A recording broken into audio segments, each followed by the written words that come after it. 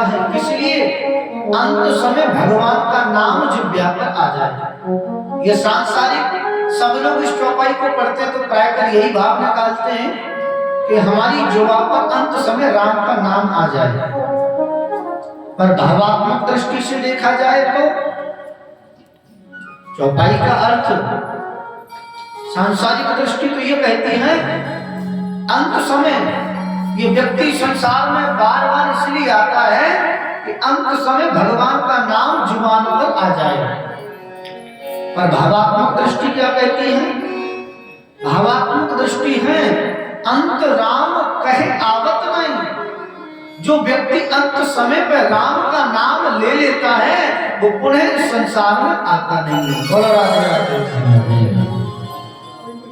पुनरपि जननम पुनरपि मरणम पुनरपि जननम पुनरपि मरणम पुनरपि जननम पुनरपि मरणम पुनरपि जननम पुनरपि मरणम पुनरपि जननी जठरे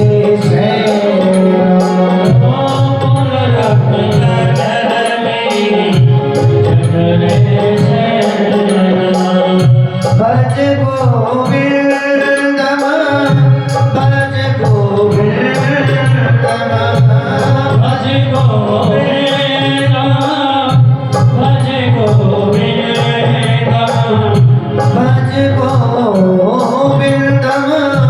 भज गोविंदम भज गोविंदम भज गोविंदम भज गोविंदम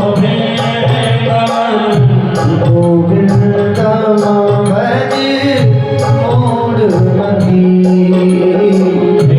गोविंदम भज मूढ़मती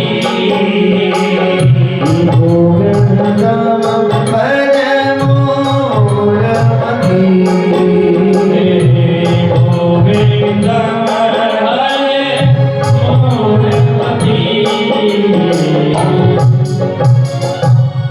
पुनरपि जननम पुनरपि मरणम पुनरपि जननी जठरे से। बार बार जन्म लेना, बार बार मरना, ये क्या है? ये संसार चक्र है। बार बार जन्म लेना, बार बार मरना, इस कुचक्र में क्यों पड़ना? इस चक्र में पड़ना ही नहीं चाहिए। अंत राम कहे आवत नहीं। जिसने अंत समय भगवान का नाम स्मरण कर लिया वो इस संसार में कभी आता ही नहीं। बोलो राधे राधे।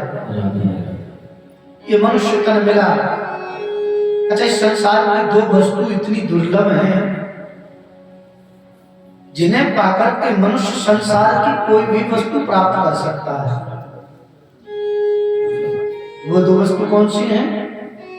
चिंता मणिर्लोक सुखम सुरद्रुः स्वर्ग संपदा प्रियक्षति गुरु प्रीतो वैकुंठ योगी दुर्लभम। चिंतामणि लोक सुखम, चिंतामणि और कल्प वृक्ष, चिंतामणि और कल्प वृक्ष, ये दो ऐसे साधन हैं इनसे यदि संसार की कोई भी वस्तु मांगी जाए ये सहजता में प्राप्त करा देते हैं। परंतु इन दोनों की छत्र छाया में बैठ करके कोई कहे कि हमें परमात्मा की कृपा प्राप्त हो जाए, हमें भगवान का भजन श्रवण करने को मिल जाए या हमारा उद्धार हो जाए, तो परमात्मा की प्राप्ति हो जाए, ये इनकी बस की बात नहीं। बोले तो परमात्मा की प्राप्ति कौन कराएगा? बोले परमात्मा की प्राप्ति कराने वाला तो सद्गुरु होता है। गुरुदेव की शरण में जाओ, परमात्मा की प्राप्त करने का मार्ग प्रशस्त करो। बोलो राधे राधे। जोर से बोलना पड़ेगा। आज हम आप सब लोग यहाँ एकत्रित हुए हैं। प्रथम दिवस की बेला भागवत के महत्व को हम आप सब लोग श्रवण करें। भागवत का महत्व और महात्मा दोनों को श्रवण करना आवश्यक है। अच्छा, महात्मा और महत्व में अंतर क्या है? महत्व किसे कहते हैं और महात्मा किसे कहते हैं? महात्मा और महत्व में अंतर क्या है? आपका यहां आना हमारे लिए महत्वपूर्ण है। आप यहां नहीं आओगे तो कथा का कोई महत्व नहीं है। आप यहां आए, आपका यहां आना महत्व है। और महात्मा जो कथा आप लोग श्रवण करोगे, जिसे जीवन में उतारोगे, सुन करके इस कान से सुन और इससे निकाल देना, ये महात्मा की महिमा नहीं है। महात्मा उसे कहते हैं सुन करके जो हृदयांगम करे, सुन करके जो हृदय में धारण करे। कथा श्रवण करने से क्या लाभ प्राप्त होता है, उसे अपने जीवन में उतारे, वह महत्व कहलाएगा। और महात्मा उसे कहते हैं आप यहां आए, ना आप हमें जानते, ना हम आपको जानते, फिर क्या फायदा है? महात्मा में सिर्फ इतना वर्णन किया गया है, महात्मा भागवत जी के बारे में बताया गया है।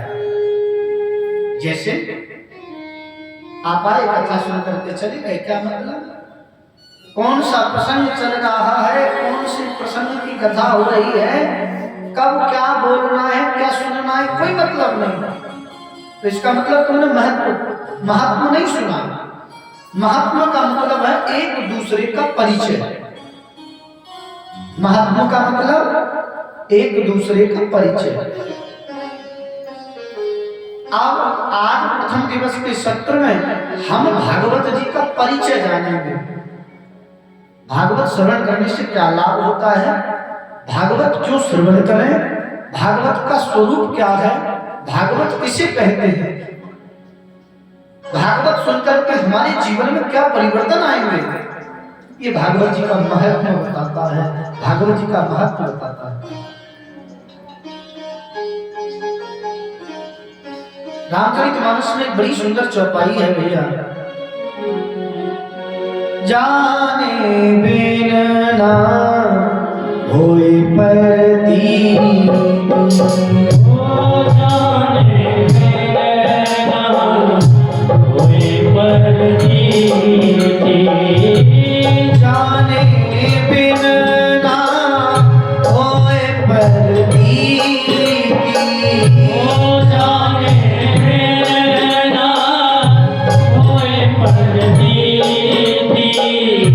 बिन परदीप होए नहीं प्रीति, बिन परदीप होए नहीं प्रीति, बिन परदीप होए नहीं प्रीति।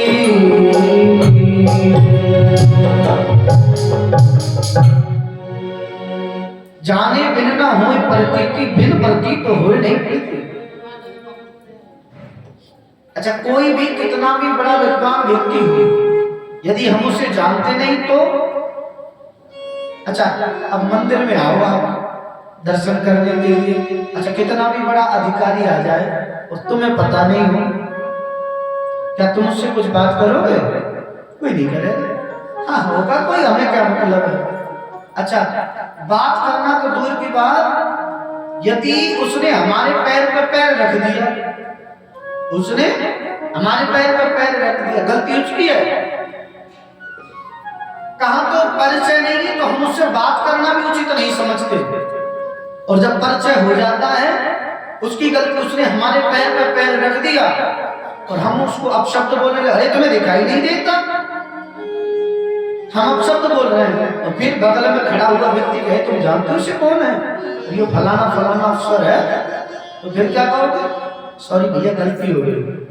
लोग अरे पैर पर पैर तो उसने रखा, फिर तुम क्यों सॉरी बोली? तो इसका मतलब तुम्हारा उससे परिचय नहीं था। जब तुम्हारा उससे परिचय हुआ, गलती उसकी थी, फिर भी तुम सॉरी बोल रहे हो, क्यों? क्योंकि एक दूसरे में परिचय हो गया। अभिप्राय कथा के परिचय को जिस समय समझ जाओगे तो कथा भी तुम्हें लाभ पहुंचाना प्रारंभ कर देगी। बोलो राधे राधे। आज हमारे निर्माण वैष्णव संप्रदाय के अनुसार, अच्छा हमारे गुरु जी एक बात बड़ी सुंदर कहते हैं भैया, चाहे कोई गाड़ी वाली हो या कोई साड़ी वाली हो, दोनों भगवान की सखी है। हाँ, सखी का भाव रखते हुए निर्माण वैष्णव संप्रदाय के अनुसार हम भागवत जी के महात्मा के प्रथम श्लोक को श्रवण करें। उससे पूर्व आप सबसे निवेदन है, सब अपने सर पर दुपट्टा रख लें, और जिन पर दुपट्टा नहीं है वो अपने सर पर हाथ रख लेंगे। भागवत जी के महात्मा के प्रथम श्लोक को हम आप सब लोग लेकर के श्रवण करेंगे। सच्चिदानंद रूपाय विशोधपत्याद हेतवे तापत्रय विनाशाय श्री कृष्णाय वयं नमः। श्री कृष्णाय वयं नमः। सच्चिदानंद रूपाय विशोधपत्याद हेतवे तापत्रय विनाशाय श्री कृष्णाय वयं नमः। सत्य चित्त आनंद सच्चिदानंद, जो विश्व की उत्पत्ति पालन और संहार के हेतु है।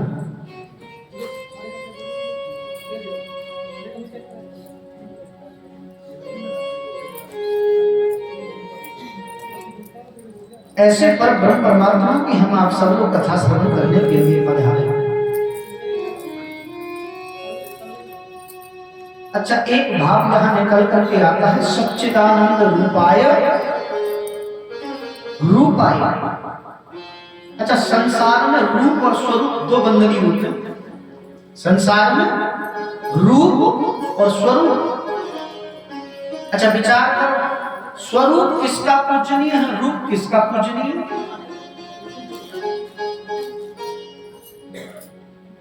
संसार में यदि कोई हमें जानता है तो हमारे स्वरूप से जानता है।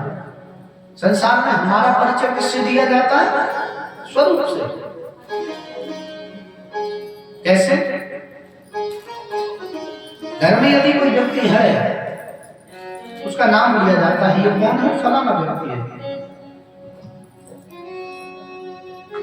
और समाज में हमारी यदि नौकरी लग गई, जॉब लग गई, तो हमारा नाम कोई नहीं लेगा। क्या कहेंगे कि फलाना व्यक्ति है। फिर नाम नहीं होता, फिर रूप की नहीं महिमा, रूप से नहीं जाना जाता, फिर स्वरूप से जाना जाता है। फलाना व्यक्ति है, डॉक्टर है, इंजीनियर है, जो भी है, इनका घर का बिजनेस है। फिर संसार में हमारे स्वरूप से हमें जाना जाता है। अच्छा, परमात्मा का रूप और स्वरूप दोनों बंधनीय है। नाम रूप लीला धाम। परमात्मा का रूप भी बंधनीय है, स्वरूप भी बंधनीय है। विशोधपत्याद हेतवे, जो विश्व की उत्पत्ति पालन संहार के हेतु हैं। तापत्रय विनाशाय, तीन प्रकार के तापों को जो नष्ट करते हैं, दैहिक दैविक भौतिक ताप। श्री कृष्णाय वयं नमः। ऐसे पर ब्रह्म परमात्मा को श्री चरणों में हम आप सब मिलकर के प्रणाम करें। बोलो सच्चिदानंद भगवान की जय हो। अच्छा, सच कितने कहते हैं? इन तीन प्रकार के तापों में ग्रसित ही लोग नाना प्रकार के दुखों से ग्रसित रहता है।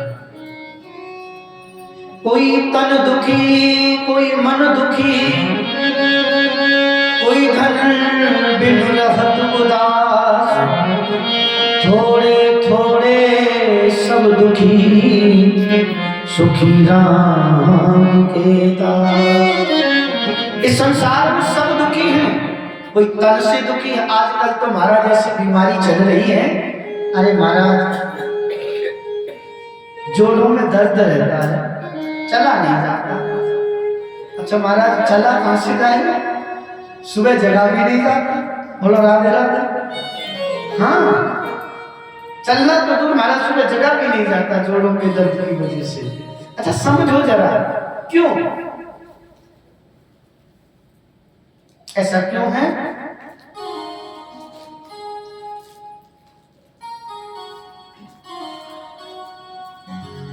तीन प्रकार के तापों में ग्रसित व्यक्ति प्रायः दुखी रहता है। कोई तन से दुखी है, कोई मन से दुखी है, कोई धन के लिए दुखी है, कोई परिवार के लिए दुखी है, कोई संतान के लिए दुखी है। सब दुखी हैं। अच्छा सुखी कौन है? परमात्मा के दास। आजकल तो महाराज वो भी सुखी नहीं है। क्यों? वो परमात्मा के दास जो संत हैं वह संसार की चिंता में वह भी दुखित हैं। आग लगी संसार में, संसार में महाराज आग लगी पड़ी है। इस आग को देख करके संत जो है दुखित हो रहे हैं। प्रभु के दास भी आज सुखी नहीं है। क्यों नहीं है? आज प्रभु के दास इसलिए सुखी नहीं है कि आग लगी आकाश में, झल झल गिरे अंगार, संत न होते जगत में तो जल जातो संसार। आकाश, इस संसार में यदि संत नहीं होते ना, पता नहीं ये संसार कब का नष्ट हो चुका होगा। इसलिए भैया मनुष्य तन मिला है परमात्मा का भजन करने के लिए। किसके लिए? इसके लिए भजन करने के लिए। अच्छा ये मनुष्य तन भगवान का भजन करने के लिए मिला है, इसे व्यर्थ न गवाएं, क्योंकि व्यर्थ गवा दोगे तो परमात्मा का ये दिया हुआ मनुष्य तन व्यर्थ में वैसे ही चला जाएगा। और जब ये मनुष्य तन ऐसे ही चला गया तो फिर परमात्मा को जाकर के क्या मुंह दिखाओ? क्या यही कहोगे अरे महाराज क्या बताएं, संसार में हमने कोई सुखी देखा ही नहीं, सब दुखी थे। कि दीन कहे धनवान सुखी, धनवान कहे सुख राजा को भारी, राजा कहे महाराजा सुखी, महाराजा कहे सुख इंद्र को भारी, इंद्र कहे चतुरानन को सुख, ब्रह्मा कहे सुख विष्णु को भारी, तुलसीदास विचार करे, हरि भजन बिना सब जीव खाए। भैया इस संसार में सब दुखी हैं। परमात्मा के भजन के बिना जो जिस अवस्था में है वो दुखी ही है। जिसने परमात्मा का भजन किया है, जिसने परमात्मा का आश्रय लिया है, वह संसार में सुखी है। अपने जीवन की गाड़ी को परमात्मा के हवाले कर दो और कह दो परमात्मा तुम जाने, तुम्हारा काम जाने, हम इस संसार से कोई मतलब नहीं है, हमने अपने जीवन की गाड़ी को तुम्हारे हवाले कर दिया है, अब तुम्हें जो अच्छा लगे आप वही करना। अच्छा कौन कौन चाहता है अपने जीवन की गाड़ी को परमात्मा के हवाले करना? बताओ जरा। सब चाहते हैं, बड़े भाव के साथ ताली बजाते हुए हम आप सब। ऐसे नहीं, ऐसे ताली थोड़ी बजाई जाती है। हाँ, कीर्तन में क्रमबद्ध तरीके से बड़े भाव के साथ ताली बजाते हुए गोविंद भगवान की जय हो। तू जाने तेरा काम जाने हो, तू जाने तेरा काम जाने। और बड़े भाव से कहेंगे बेटे बेटे तालियों की सेवा करते हुए, तेरे हवाले मेरी गाड़ी, तू जाने तेरा काम जाने, तेरे हवाले मेरी गाड़ी, तू जाने तेरा काम जाने, ओ तू जाने तेरा काम जाने, तू जाने तेरा काम जाने, तू जाने तेरा काम जाने, जाने, तेरे हवाले मेरी गाड़ी जाने तेरा काम जाने। तेरे हवाले मेरी गाड़ी जाने तेरा काम जाने।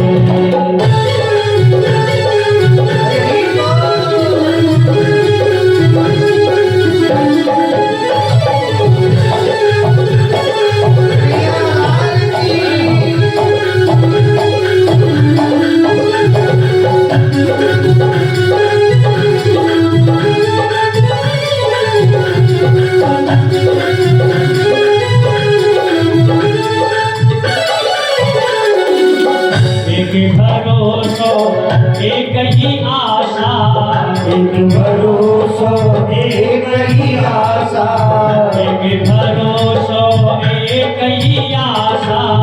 एक भरोसा एक ही आशा।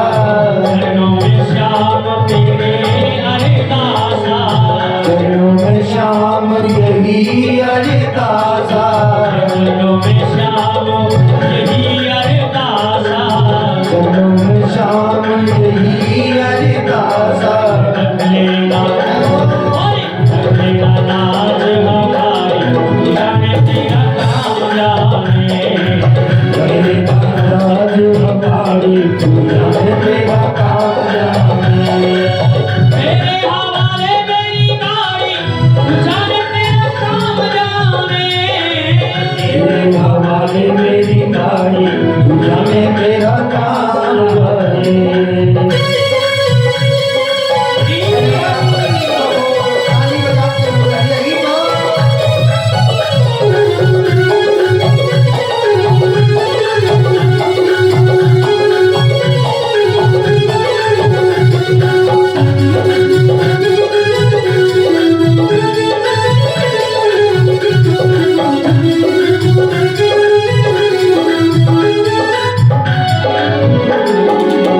सौंप दिया सब हार तुम्हीं पर, सौंप दिया सब भार तुम्हीं पर, सौंप दिया सब हार तुम्हीं पर।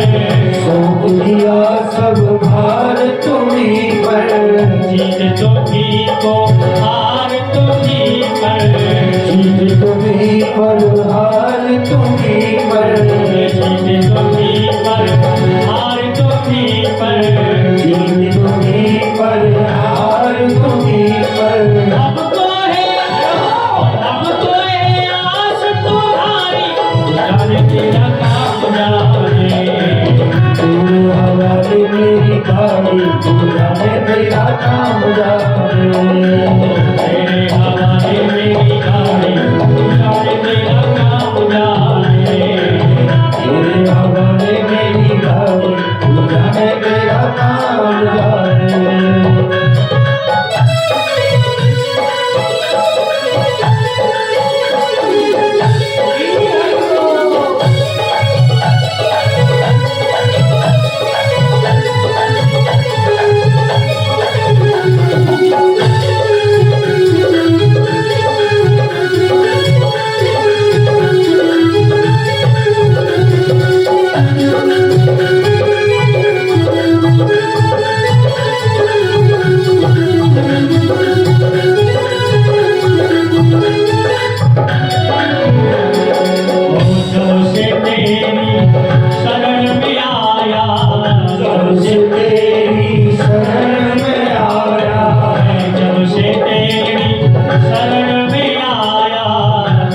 तेरी शरण में आया, एक अनोखा आनंद पाया, एक अनोखा आनंद पाया, एक अनोखा आनंद पाया, एक अनोखा आनंद पाया।